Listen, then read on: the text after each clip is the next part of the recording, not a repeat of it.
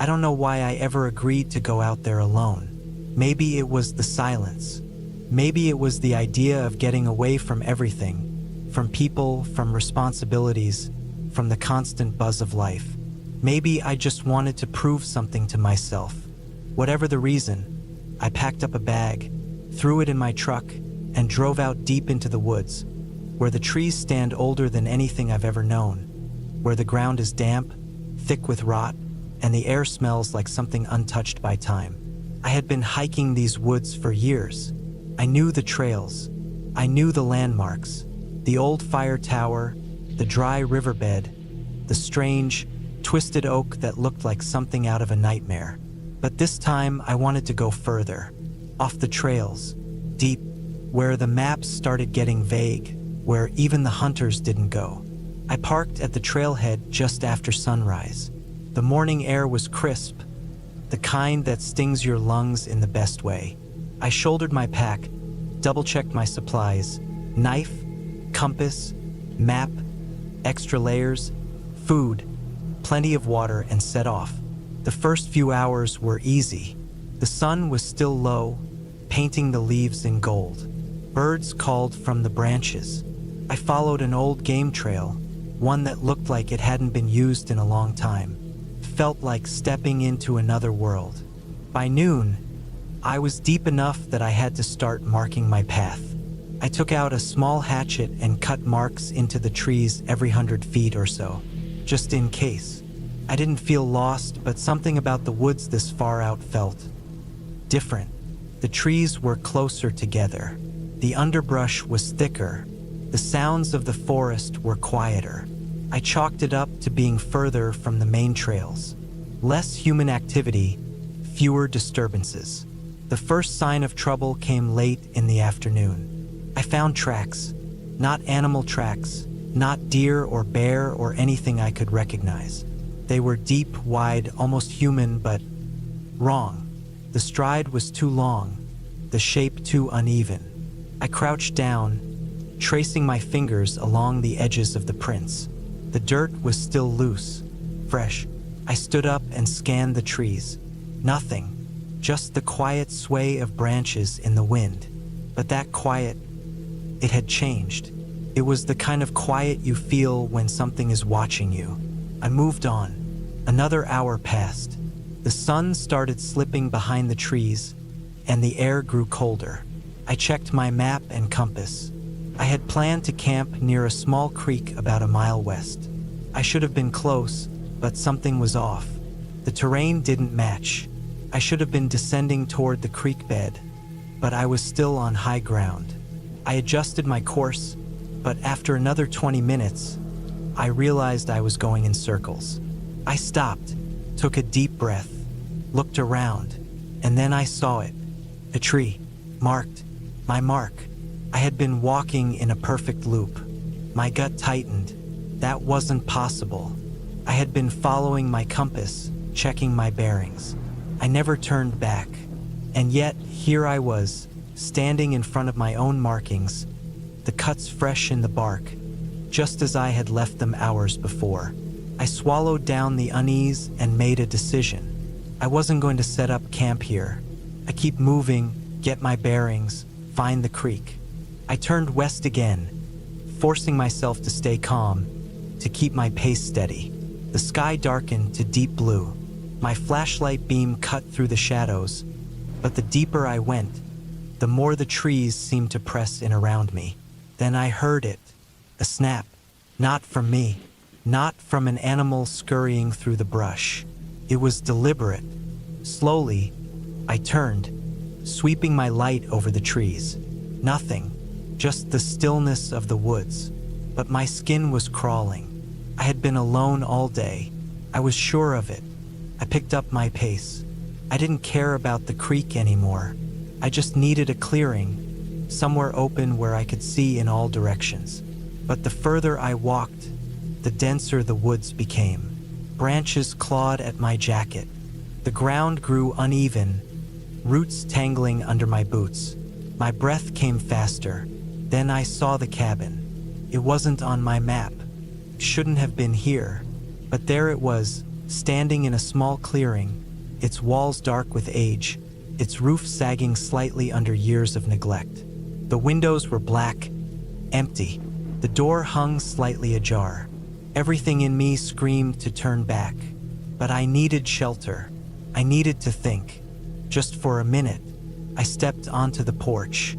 The wood groaned under my weight. I pushed the door open wider, shining my light inside. The air was stale, thick with dust and something else, something that made my stomach twist. The single room was empty except for an old wooden chair in the center of the floor. Deep gouges marked the wood around it, like someone had dug their nails in. The walls were covered in scratches, long, deep, erratic. And then I noticed the footprints. Not mine, not old, fresh, leading from the chair to where I stood. My light flickered. My pulse pounded in my ears. I backed out slowly, careful, quiet. And then, in the darkness beyond the trees, something moved. I didn't see it. Not fully. Just a shape shifting between the trunks. Large. Too tall. Wrong. I turned and ran. Full sprint. The branches tore at my arms, my legs. I could hear it behind me, the heavy crunch of something moving fast, too fast. My lungs burned, my vision blurred. Then the ground disappeared beneath me. I hit the slope hard, rolling, tumbling. The impact knocked the breath from my chest. Pain exploded in my side, but I didn't stop. I scrambled up, gasping, disoriented. The trees thinned, and then, suddenly, the creek was in front of me. I crashed into the water, freezing, but I didn't care. I followed the current, running, stumbling, and then lights, headlights, my truck. I don't remember the last stretch, just the way my hands shook as I tore open the door, the way my fingers fumbled with the keys. The engine roared to life. I didn't look back. I didn't stop until I was miles away, until the woods were nothing but a dark blur in my rearview mirror. I haven't gone back. I never will. But sometimes, in the middle of the night, when the wind moves just right, I swear I hear footsteps outside my window. Slow, deliberate, waiting.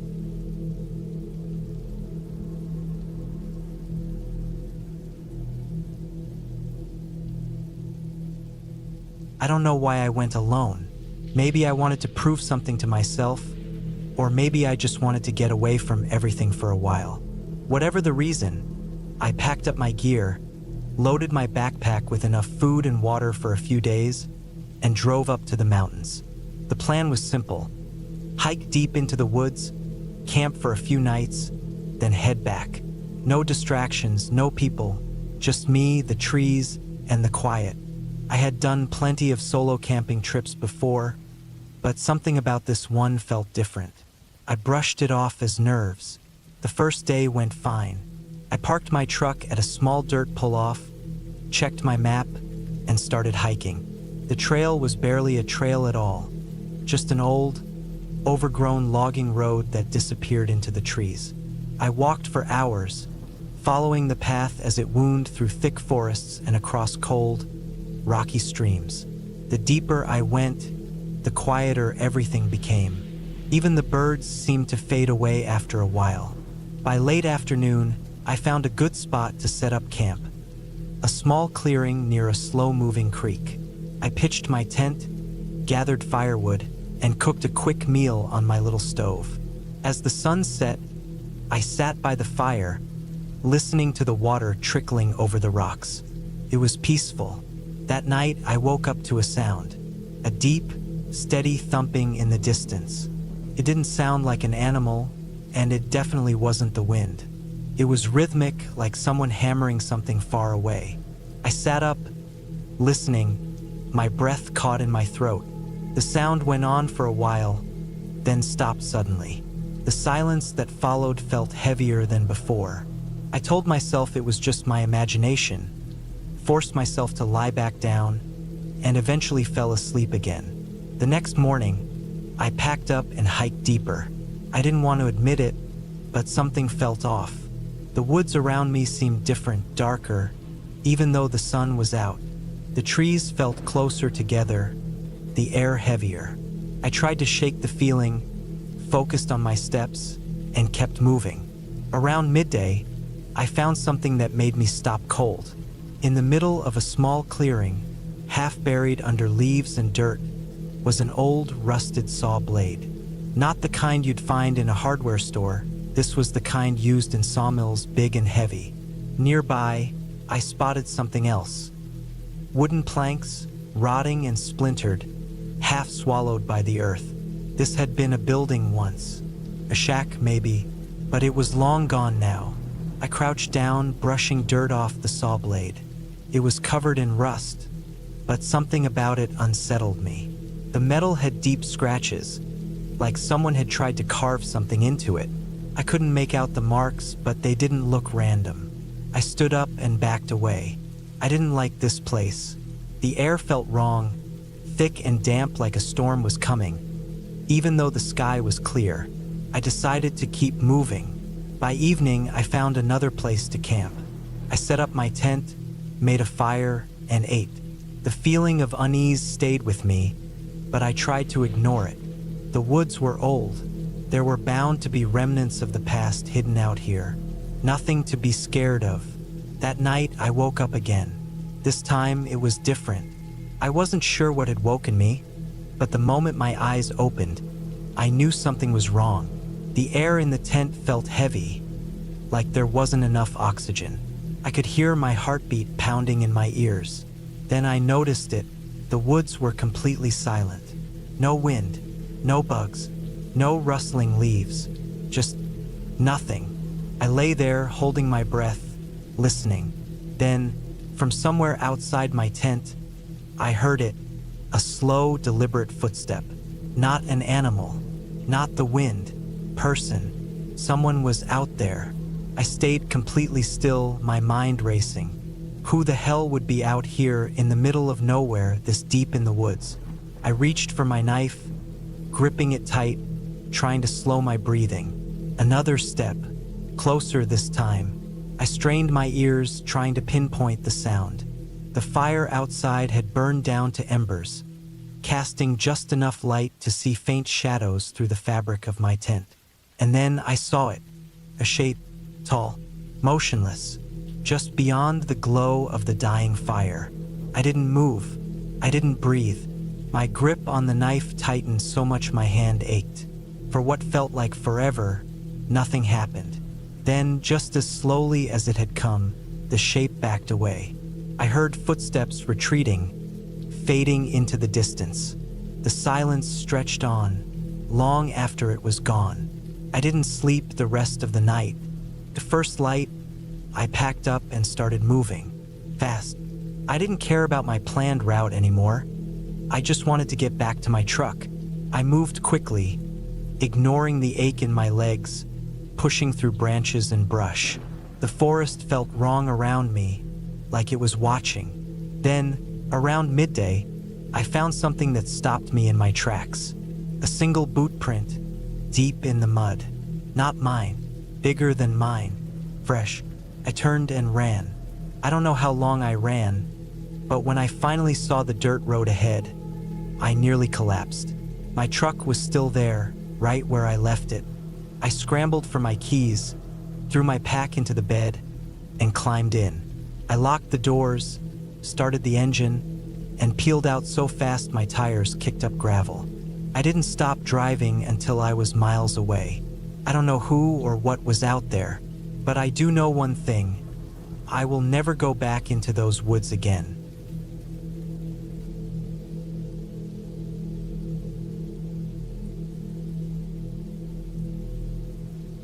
I was 3 days into my solo hiking trip deep in the northern Rockies when I realized I wasn't alone. The first sign was small, a snapped branch too close to my camp the first night, but I dismissed it as a deer or some other harmless animal. I had set up my tent in a clearing, far from any trails, where I figured no other person would wander. The second night, I heard something moving outside my tent, slow and deliberate. It wasn't the scampering of a small animal. It was heavy with careful steps. I held my breath, listening, my hand gripping the knife I always kept beside me. The steps moved away after what felt like an eternity. By morning, I convinced myself it had been a bear, though the lack of disturbed brush around my camp didn't sit right with me. Still, I packed up and kept moving. I had planned for 5 days out here, following no established trails, using only my map, compass, and GPS to navigate. I loved the solitude, the silence of nature, the feeling of being utterly disconnected from the world. But now that silence felt different, felt wrong. I kept looking over my shoulder, scanning the trees, but I saw nothing, just the endless stretch of pines, their trunks standing like sentries, their branches swaying slightly in the wind. By the third day, my unease had grown into something worse, something deeper. I began noticing little things. A broken branch here, a scuffed rock there. Small signs that someone or something was moving through the woods near me. I tried to shake it off. Maybe a hunter, maybe another hiker who had gotten lost. But the thing was, I wasn't on any marked trails. I had intentionally taken a route few people knew about. There shouldn't have been anyone else out here. That night, I built my fire bigger than usual. It wasn't just for warmth. I wanted light. I wanted something to push back the darkness pressing in around me.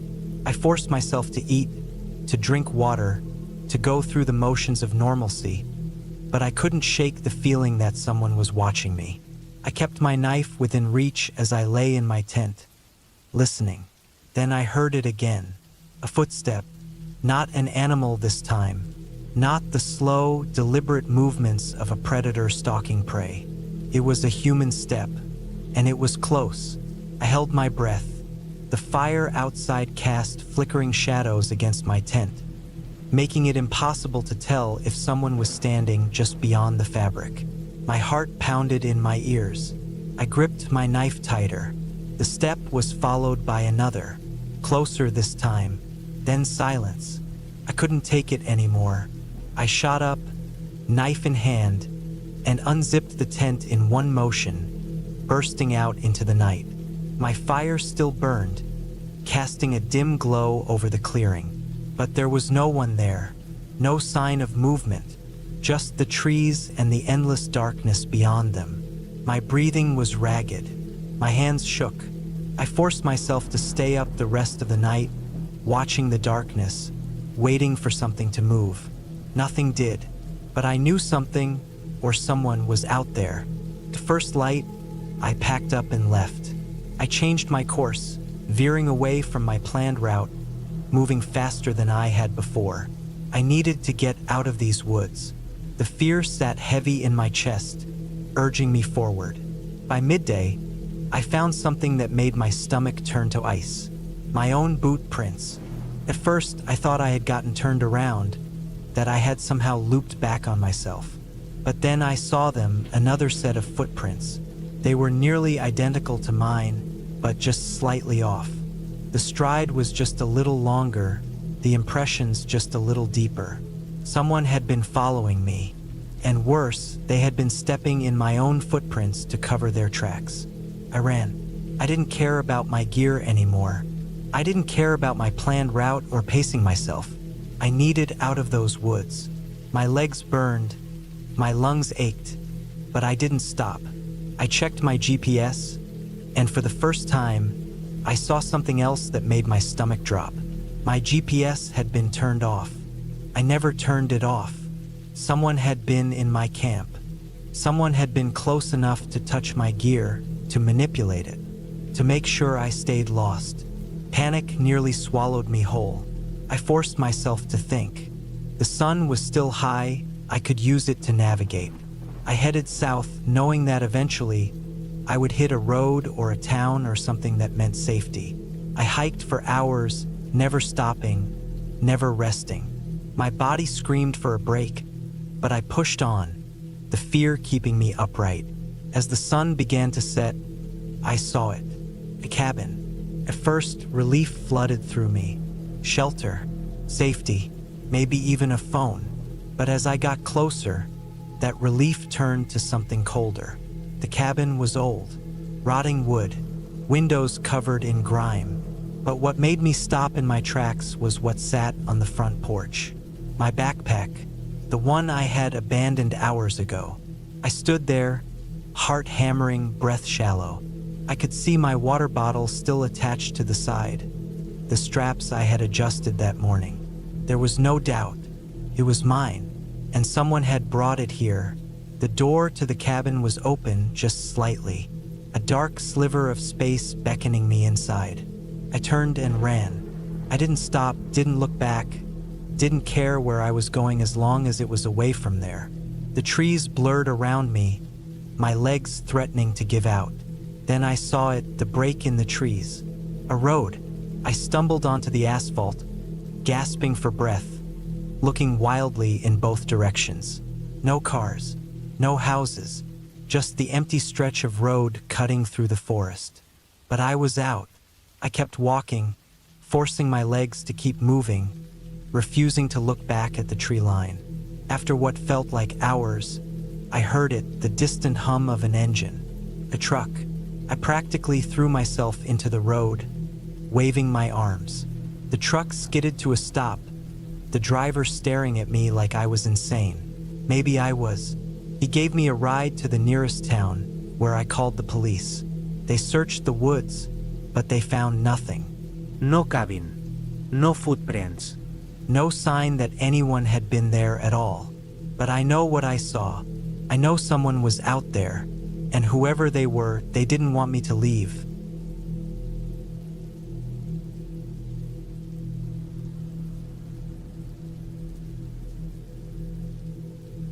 I had always loved the woods. I spent my childhood exploring the dense forests behind my house, climbing trees, and pretending I was some kind of survival expert. But this was different. I was older now. I had responsibilities, a job, a life that required me to be in one piece. But something about the vast, untouched wilderness of Montana had been calling to me. I wanted to prove to myself that I could do it. Just me, a backpack, and the wild. No phone, no GPS. Just a map and a compass. A true test of my survival skills. So, I packed my gear, checked the weather, and set off into the dense forest at the base of the Crazy Mountains. My plan was simple. Hike in about 15 miles, set up camp, spend 3 days in the wild, and then hike back out. It sounded easy enough. I had done plenty of solo camping before, but never this deep, never this isolated. The first day was uneventful. The trees stood tall and silent. The only sounds were the crunching of leaves under my boots and the occasional rustling of small animals darting through the undergrowth. I followed the map carefully, marking my progress, making sure I knew exactly where I was at all times. The sun was starting to set by the time I reached a small clearing next to a stream. It was the perfect spot to set up camp. I pitched my tent, gathered some firewood, and settled in for the night. I woke up to an eerie silence, the kind that makes your skin crawl, the kind that tells you something isn't right. At first, I thought it was just my imagination, but as I sat there, staring into the trees, I realized something was missing. The usual sounds of the forest, the rustling of leaves, the distant hoots of owls, the chirping of crickets, were completely absent. It was as if the entire forest was holding its breath. I shook it off, telling myself I was just being paranoid, and packed up my gear. I had planned to explore deeper into the forest that day, maybe even climb up to one of the ridges to get a better view of the valley. But something about the silence made me change my mind. I decided to stick closer to my camp, just in case. As the day went on, I couldn't shake the feeling that I was being watched. Every time I stopped to take a break, I felt it, that prickling sensation on the back of my neck, that deep, unsettling instinct that tells you you're not alone. I scanned the trees constantly, looking for any sign of movement, but I saw nothing, just the dense, dark forest stretching endlessly in every direction. Then I found the footprints. They weren't mine. They were larger, deeper. Someone or something had been here, and not long ago. The tracks were fresh, pressed deep into the damp earth. My heart started pounding in my chest as I knelt down to examine them. They were human, barefoot, but the stride was off. Too long, too wide, like whoever made them was moving fast. Running. My gut told me to leave, but my pride told me to stay. I told myself it was probably just some hunter or another camper, maybe even some lost hiker. I convinced myself it was nothing. That night, I barely slept. Every time I closed my eyes, I heard something moving in the distance. Twigs snapping, leaves rustling, slow, deliberate steps circling my camp. I gripped my knife tightly, my back pressed against the tent wall, heart pounding in my ears. But no matter how long I listened, I never saw anything, never heard anything closer. At some point, exhaustion took over, and I drifted off. When I woke up, the fire was out. My gear had been moved. Nothing was missing, but my backpack, which I had left next to my tent, was now a few feet away, partially unzipped. My water bottle, which had been inside, was now on the ground. That was it. I wasn't sticking around to find out what was playing games with me. I packed up as fast as I could and started hiking back toward my truck. The feeling of being watched never left me. The entire way back, I kept glancing over my shoulder, scanning the trees, listening for footsteps. And then I heard it, a low, guttural breath. Close, too close. I turned so fast I nearly lost my balance. But there was nothing there. Just the trees, the endless trees. I walked faster, then I started jogging. Then I was running, my pack bouncing against my back, breath coming in ragged gasps. I didn't stop. I didn't look back. When I finally reached my truck, I threw my gear in the back, jumped inside, and locked the doors. My hands were shaking as I started the engine. The moment I heard that reassuring hum of the motor, I finally let out the breath I didn't realize I'd been holding. As I pulled out onto the road, I stole one last glance at the tree line, and that's when I saw it. A figure, just standing there, half hidden behind the trees. Tall, unmoving, watching me. I didn't wait to get a better look. I floored the gas and didn't stop until I was miles away. I still don't know what I saw out there. I don't know who or what was stalking me. But I know one thing for certain. I will never go back.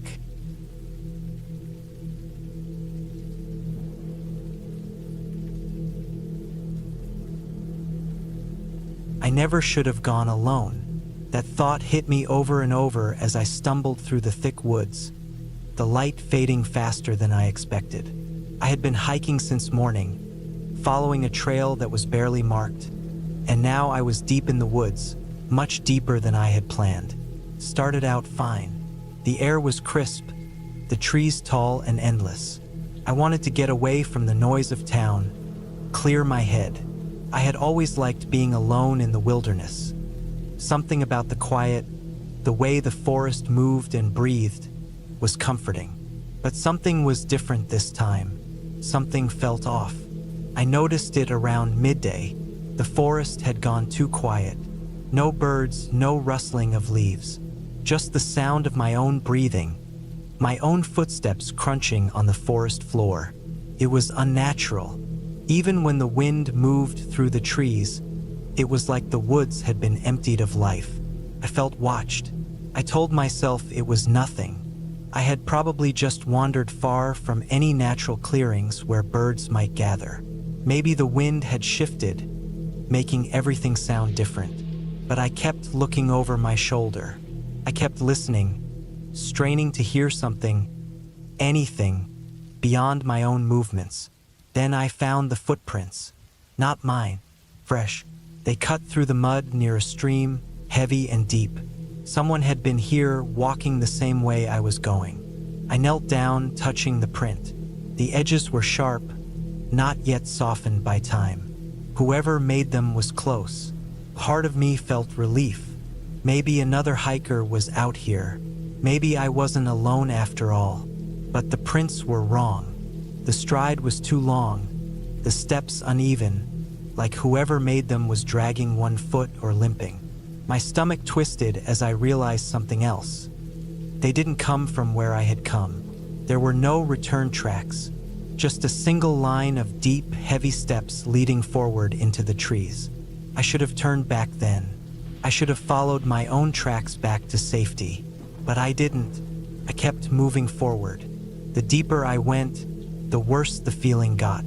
The trees grew denser, the undergrowth thicker, and the light above me faded, turning everything into a dim green haze. The air was damp, heavy. The silence pressed in, and then I smelled it. Rot. It was faint at first, just a hint of something foul riding on the air. But with every step, it grew stronger. The smell of decay, of something long dead. It clung to my throat, made my stomach twist. I covered my nose with my sleeve, but it didn't help. It was everywhere, and then I saw it. The tent, old, torn, slumped against the base of a tree like it had been there for years. The fabric was stained dark, ripped in long, jagged lines. Empty cans and scattered gear lay around it, half buried in leaves. Someone had camped here, but where were they now? I stepped closer, my boots sinking into the soft earth.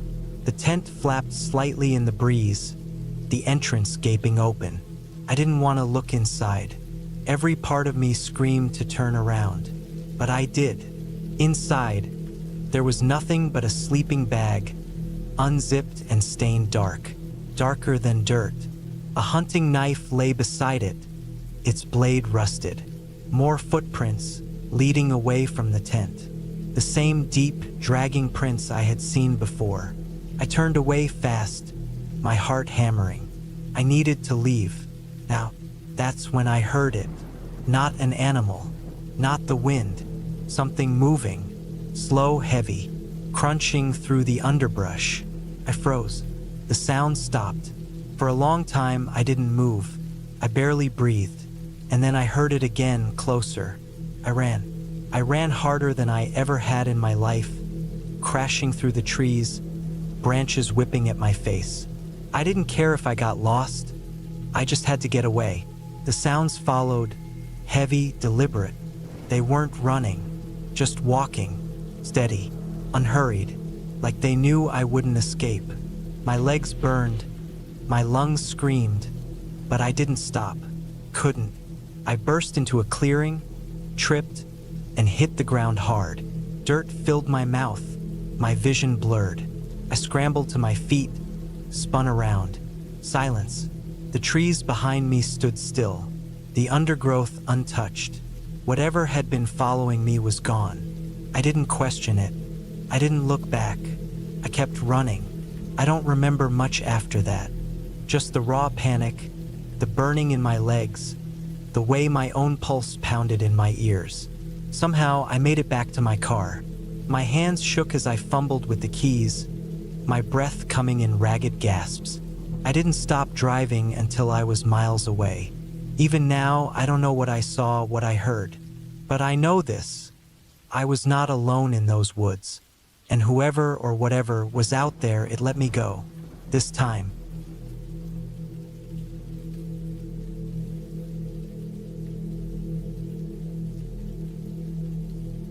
I never should have gone out there alone. I told myself I knew these woods, that I had been hiking and hunting out here since I was a teenager. But the thing about the deep woods is, they don't care how much you think you know them. When you go far enough, when you push past the trails and the landmarks you've seen 100 times, they change. And they don't care if you make it back. I was out for a solo hunting trip. 3 days, just me, my rifle, a tent, and enough supplies to last. I had planned it for weeks, waited for the perfect time. It was late fall, the best season for deer, and the weather had been crisp and dry. I parked my truck at the edge of an old logging road, shouldered my pack, and hiked in about 10 miles, far past where most hunters would bother going. I wanted isolation. I wanted to be alone with the woods, the quiet, the challenge of it. The first day went fine.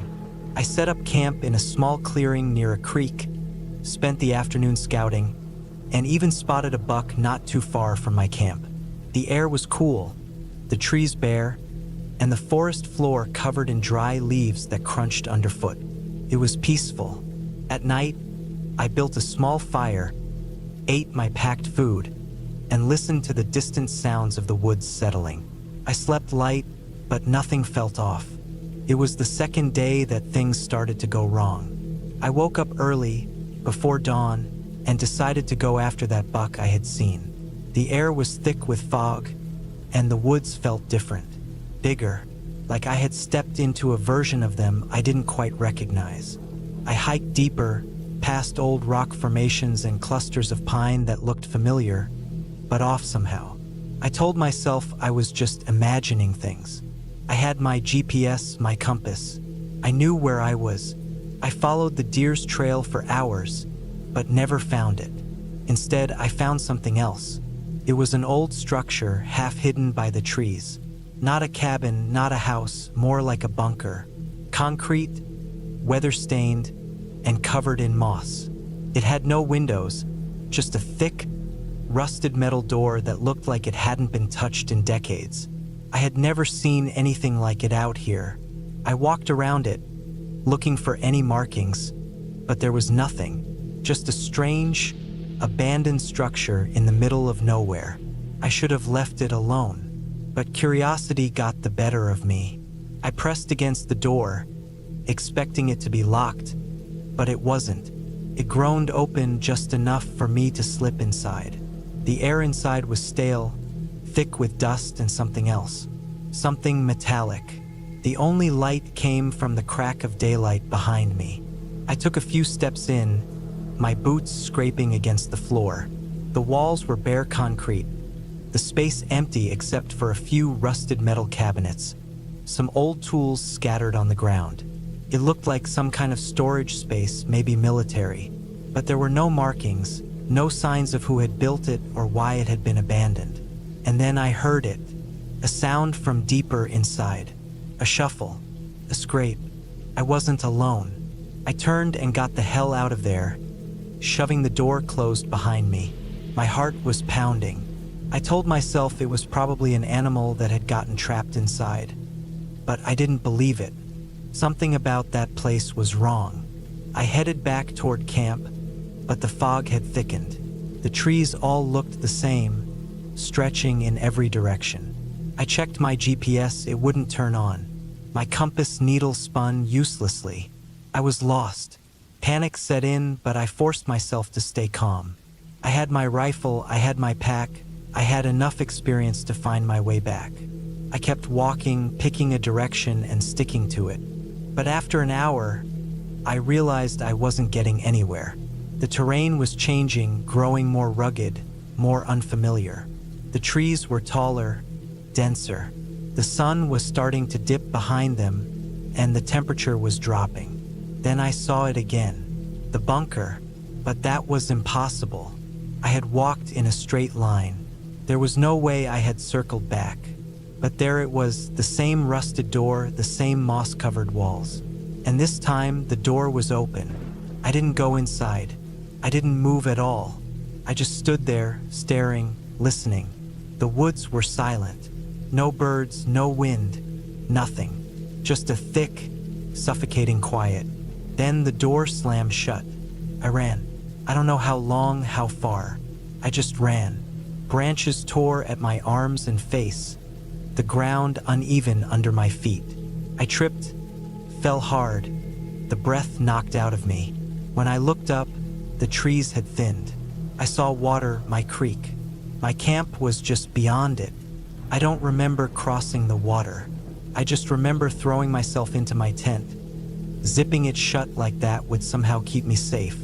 My hands were shaking too hard to light a fire. I sat there, rifle in my lap, listening. The woods stayed silent all night. The first light, I packed up and left. I didn't eat, didn't rest. I just walked. My GPS still wouldn't work, my compass was useless, but I didn't stop moving. Took me all day to find my truck. When I finally saw it, sitting there just as I left it, I almost collapsed. I don't know what I found out there. I don't know how I got turned around, how I ended up back at that bunker. I don't know what was inside, but I know this. I'm never going back.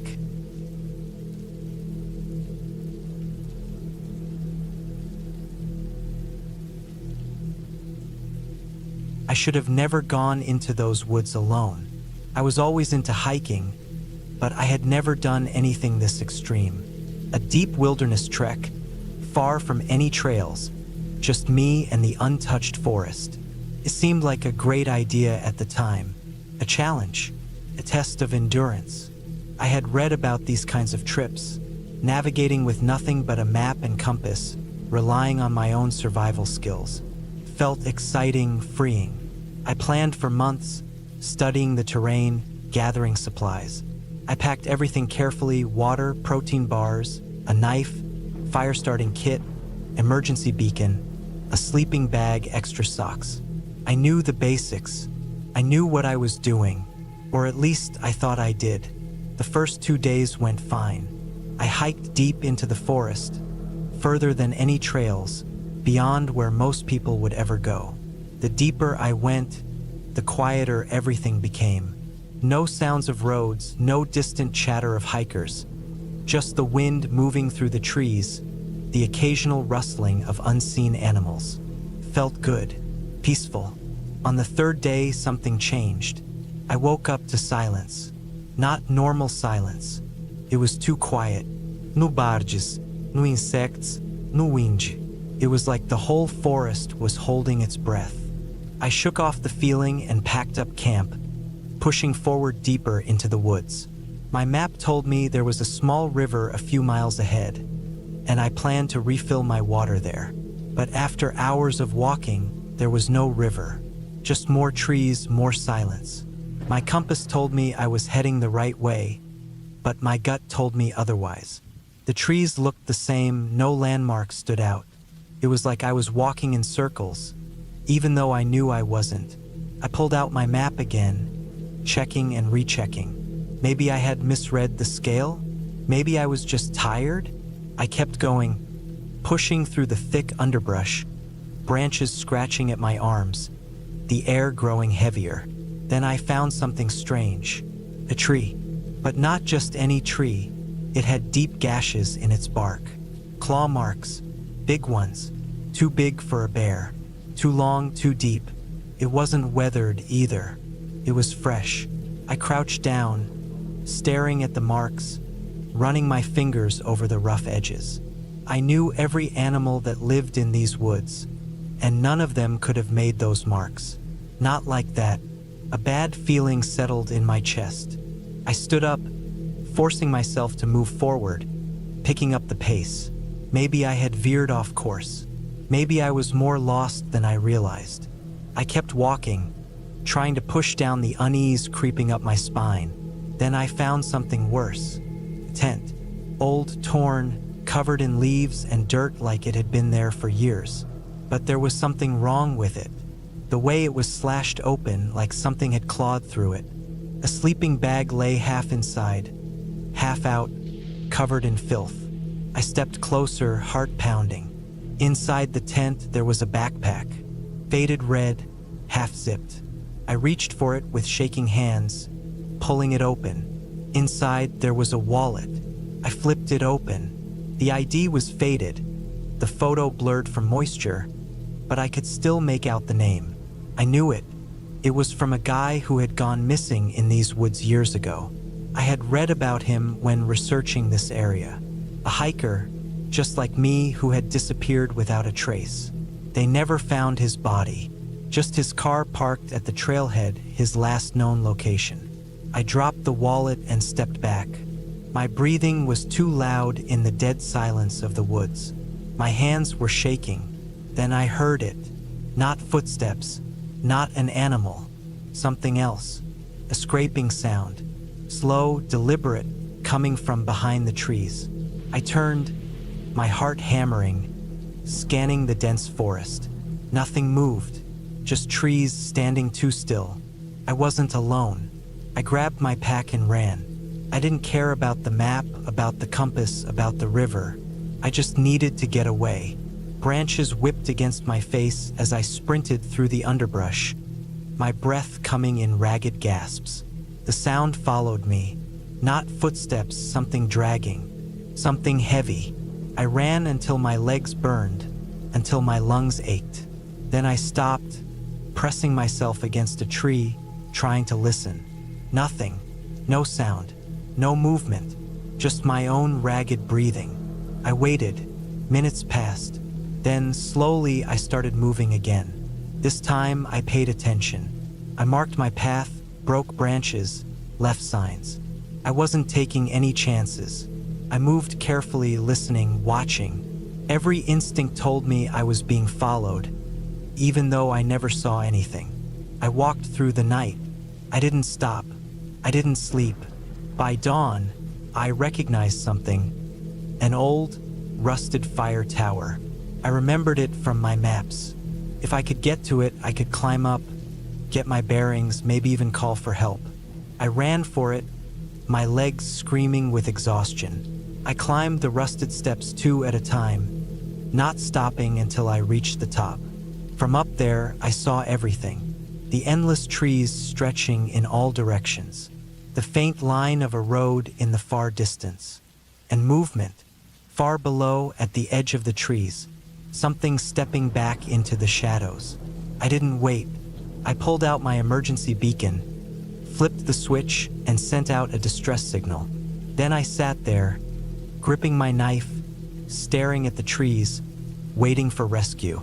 Took hours, but eventually, a helicopter came. They found me there, half delirious, clutching my knife like my life depended on it. I never told them everything, just that I got lost, that I panicked. They never questioned it. A week later, I looked up the missing hiker's name again. They never found him, just like they never found whatever else was out there. I won't go back, and if you're smart, you won't either.